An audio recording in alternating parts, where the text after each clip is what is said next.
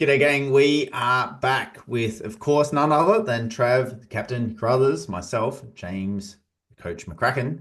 And we are focusing in today on an interesting topic, which is to do with transactional relationships and the net benefit of them or not.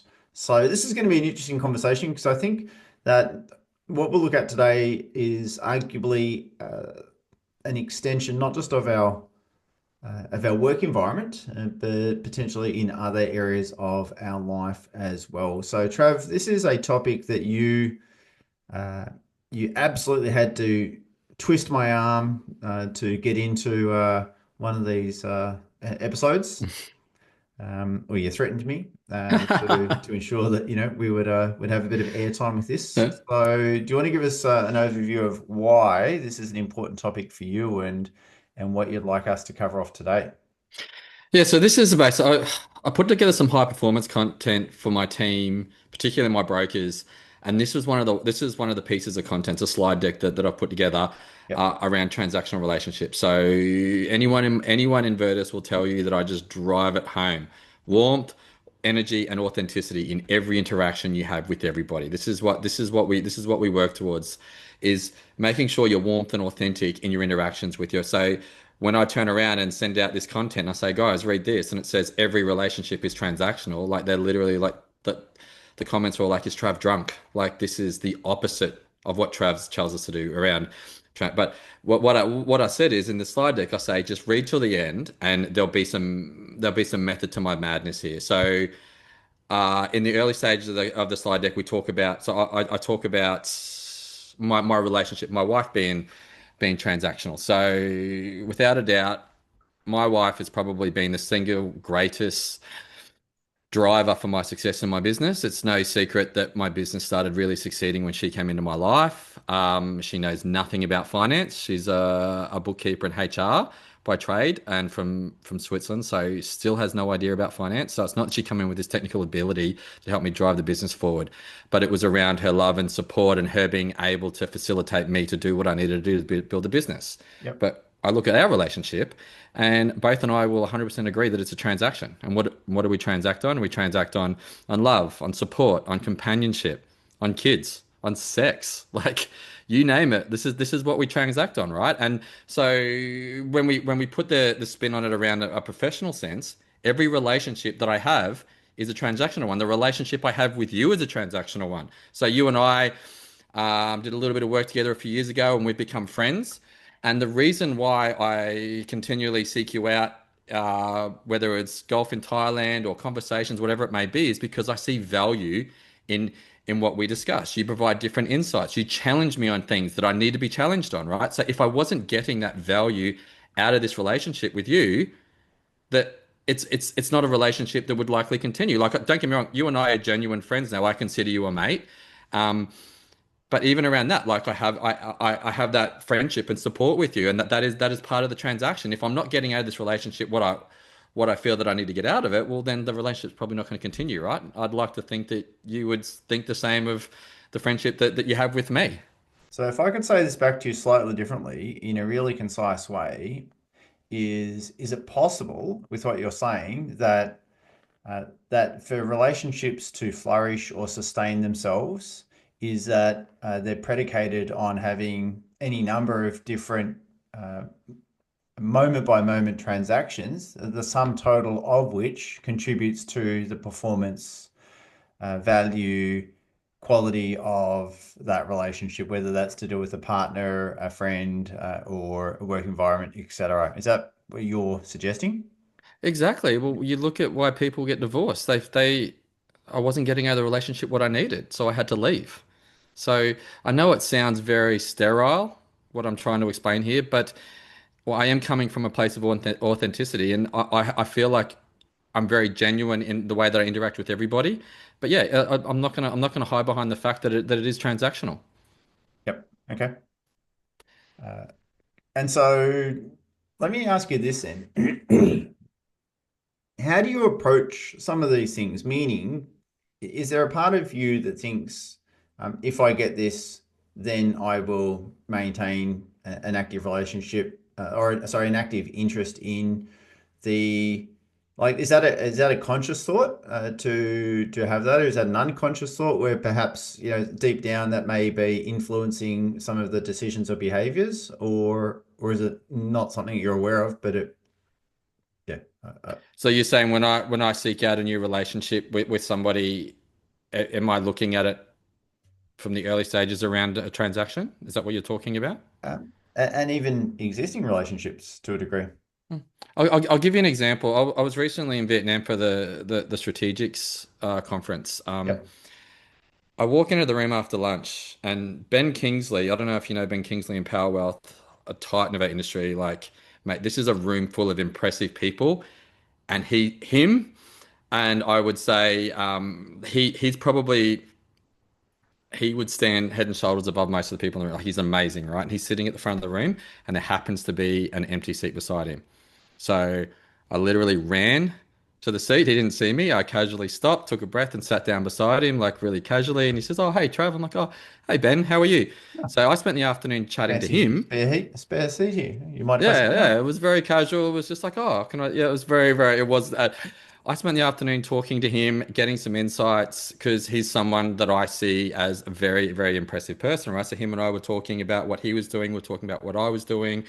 We caught up the next day at the pool and we had some discussions. He helped me out with a couple of things. I spent 2 hours in a meeting with him and his team last week, helping him out with some stuff. Now, I think Ben is an amazing guy. I think he's a really nice guy and is a guy that I would genuinely want to spend time with. Yep. But I'm not going to hide behind the fact that he has so much experience and so much knowledge that I want access to it, right? And we spent it was an hour meeting we had on Friday, a Teams meeting where I was going through some of my IP with him because he's looking at implementing Broker Engine into his business. And the meeting ended up going for 2 hours. And at the end of the meeting, he turns around and says, "Trav, I really like where you're coming from. You come from a place of abundance, as do I." So that indicates to me that he feels like he's got value. So Yep. him and I will continue, I hope, in the future. I can almost guarantee it in the next 2 or 3 years, I'm going to have a massive decision to make and I now have his phone number and I can call him and be like, "Hey Ben, I'm struggling with this decision. Mate, do you mind if I just pick your brain?"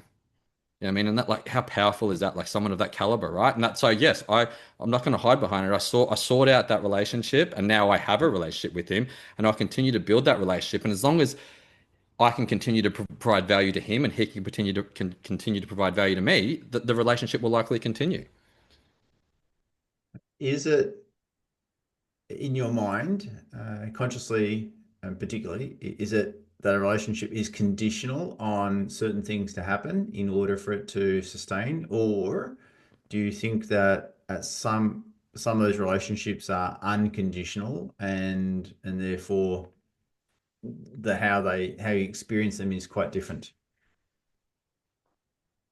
Yeah, look, it depends on the relationship, right? Like, put it this way, that's just one example with Ben Kingsley. I've got hundreds of examples that I could provide, and like some of the guys that I've been working with for longer than Ben, they're genuine friends of mine, right? If they exited the industry, I have Craig Vaughan, for example, provided a huge amount of value to me, and him and I become really close. We're really good mates now, so I still have a relationship with him. So our relationship 18 months ago was all based around Broker Engine and building tech and helping each other with that. Now that he's not no longer in Broker Engine, I probably talk to him once a week and we talk about family. We talk about, I mean, like we talk about what's going well in our lives because we're genuine friends now. So our relationship has moved from transacting around business to now transacting around personal, but I still get a huge amount of value out of conversation with him because over that time when we were working professionally, we built this personal relationship. So does that sort of answer your question? I don't know if No, I that don't sort think of. it does. So let me try and ask you this, and I don't know the answer, and I'm not trying to influence you to say an answer. And hopefully the people listening to this can see that it wasn't necessarily planned for us to go down a particular way of approaching this. So I think it's an interesting conversation, though. Um, can you have a transactional relationship that's unconditional, or are transactional relationships required to be conditional in order for them to maintain and or flourish? Tough question, and I'm probably going to get this wrong because you're putting me on the spot here, but I'm going to go with no, it cannot be unconditional. and I'll explain why. And there's every chance I'm going to look back on this podcast in 2 years' time and go, By "Oh the way, my I'm God, not sure that that's a right or wrong answer. I yeah, think it's just yeah, perspective. yeah." So this is my lens on it at the moment, and I will be challenged on this. And there's every chance in 2 years' time I'll be listening to this podcast, going, "Oh my God, Trav, what were you thinking?" But let's look. Let's just take the relationship with my wife, right? Like as we both, as I've outlined earlier, it's a transactional relationship. We have a fantastic marriage. We're very, very happy. If for whatever reason that relationship was to suffer and I wasn't getting out of the marriage what I wanted or what she wanted, the likelihood is that that marriage would be over. That let's, I mean, like that's never going to happen. But so there are conditions on that relationship, and that is the most pivotal and the most important relationship in my life for the last 5 years, and will continue to be for the rest of my life. So yes, there are conditions, I guess, is probably the answer I'm going to go with. But Interesting. I reserve the right to change my position at any point on that answer, if if that makes sense. This is a classic. So, given that this is meant to be a podcast for mortgage brokers, let's just try and maybe sway the lens back a little bit towards the how the transactional side of this manifesto that you've created influences team behavior and performance. Okay, so you've spoken about an earlier podcast where you go into every interaction trying to provide value. Yep.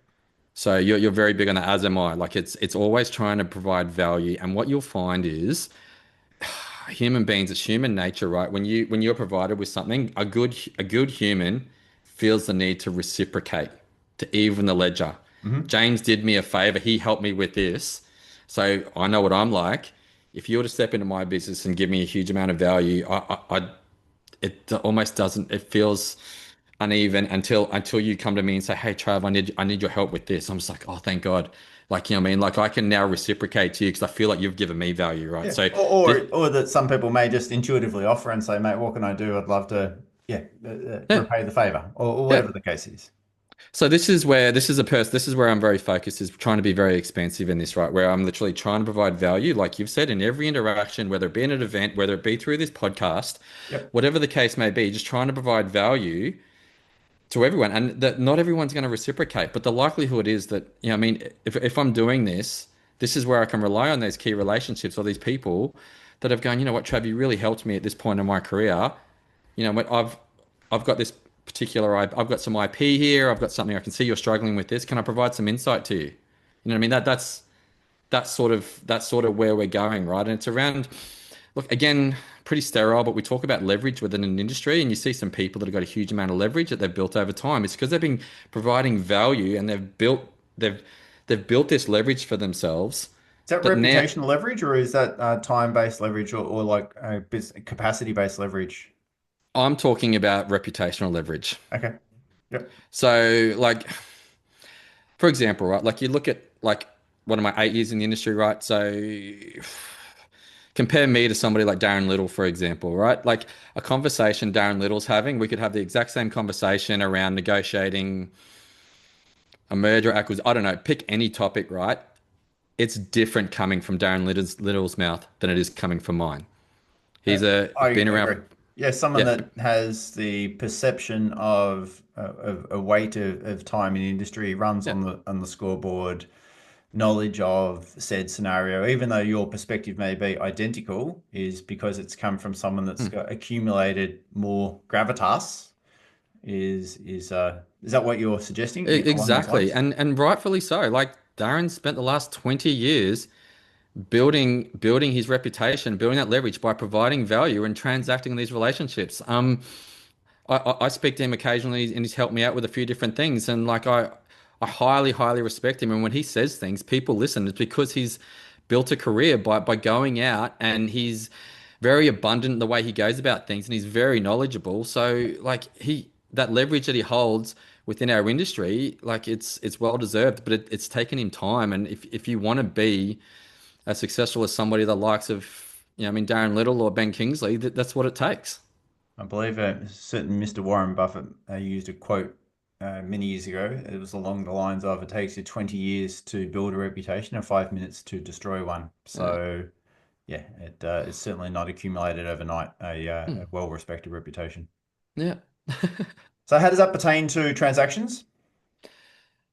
So back to transactions, like these guys have been providing they've been providing value in interactions and they're transacting like I guarantee that they're probably not as open. Well, I haven't heard them in an open forum like this discussing the purpose of transactional relationships. I'd love to I might unpack it with them at some point and see where their position is on it. But I guarantee it that you'd have a look at the key relationships they've built over the way. They would be transactional relationships. They would be providing value, and in return, whoever they're working with would be reciprocating with value. I know in the case of a, well, actually, I won't talk about it. So it's probably not my space to talk about. So sorry, audience, I didn't mean to tease you with something and then not say that that Uh, wasn't the point. I just don't want to overstep the mark in terms of, loose lips sink ships. So we might just bite my tongue on that one. yeah. But yeah, look, I think that there's something to be said for this idea of, even though, and I have certainly seen this, where people will be generous with their knowledge, their time, their experience, to contribute towards a peer, or a group of peers, when these same people who are generously giving of their time and their knowledge, are also thinking strategically, around the idea of, there's the possibility that perhaps, the reciprocal value I might receive here is the idea of a possible merger or buying some equity into that business in order to help have some further influence and also another asset. So, and I know in the case of one person, that was certainly the angle that they were going towards, when they were contributing some value to one of their peers. Yeah. That doesn't mean that the value wasn't appreciated, by the way. I Mm. know it was, substantial and very, very well received. I also know that the person that was receiving the value, didn't want another equity holder in their business, despite the fact that, it may have had a net benefit for them. I think there's, Mm. each person to their own as far as that's concerned. So what is it, Trav, that you want to leave the audience with here in terms of, by the way, I think we need to come up with a better name than the audience. Like, uh, our captain coaches. Maybe we can put this out to our audience. What do they want to be called? Yeah. Our brokers, the broker crew, our posse, um, or another name. Sorry, I'm on a bit of a roll here. But what is it that you're wanting to help people give consideration to or to think about in the context of how this relates to, their home life, their work life, and maybe other areas of their life as well? Yeah, so I think just sort of go away and just and have a think about it. Look, I'm happy to provide the slide deck. They can when we promote this through your channels, they can reach out and they can have this slide deck. There's probably a little bit more information in there that might challenge their thinking a Yep. little bit around this. But it's just around. Look, when you're open to this, you'll go after. You're probably more inclined to go after a relationship, and probably more inclined to come into come into an interaction with how can I provide value here? Like when you're talking, you can't control. I can't control what value you're going to provide to me, James. But what I can control is I have complete control over how I can bring value into my interaction with you. And this is where we come from this place of abundance, right? Like yes, I've got a significant amount of IP in my business. I'm probably not going to open source it for everyone but in certain circumstances, I'm more than happy to have conversations with people and provide value. So yeah, I guess it'd just be flipping the script for people, just coming into these interactions, going, how can I provide value in this relationship, and knowing that when you do, that the likelihood is that's going to be reciprocated at some point from that person.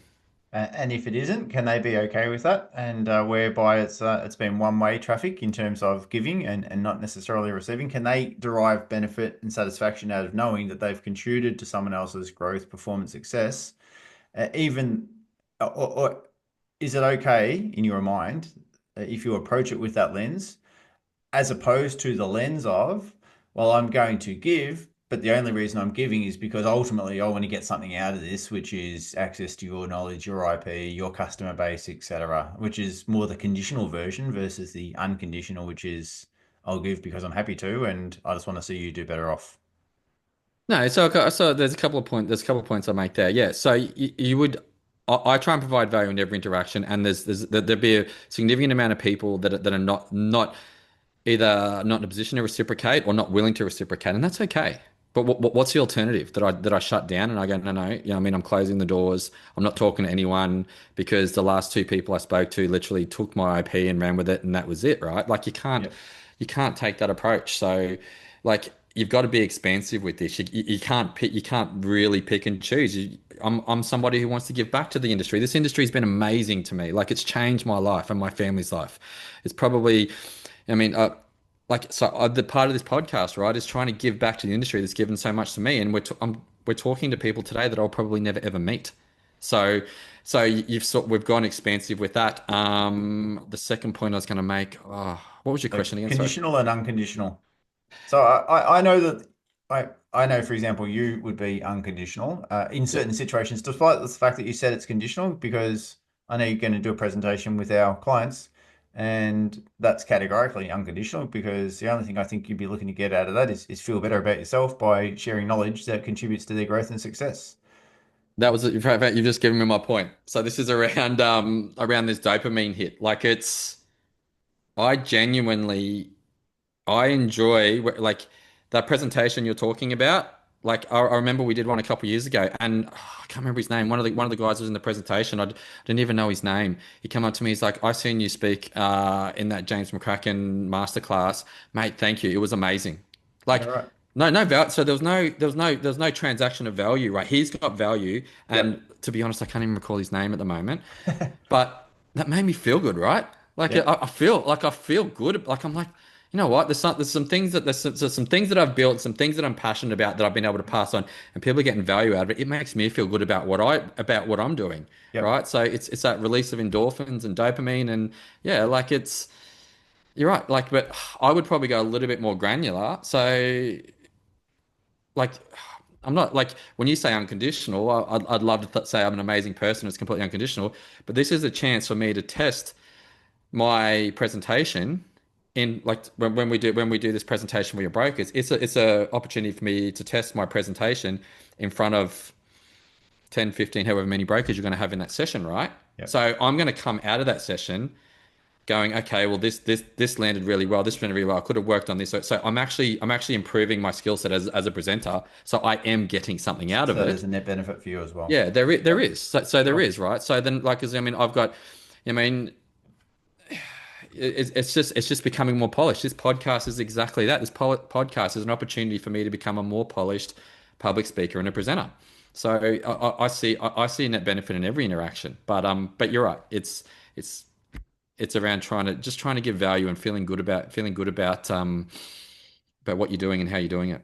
Which I think, if anything, suggests that there are certainly circumstances where the nature of a conditional relationship will be somewhat contextual to uh, the person who you're interacting with, and that ability to see there being a series of interactions over a period of time that can contribute towards your mutual growth, benefit, development, success, etc. Certainly in a work environment.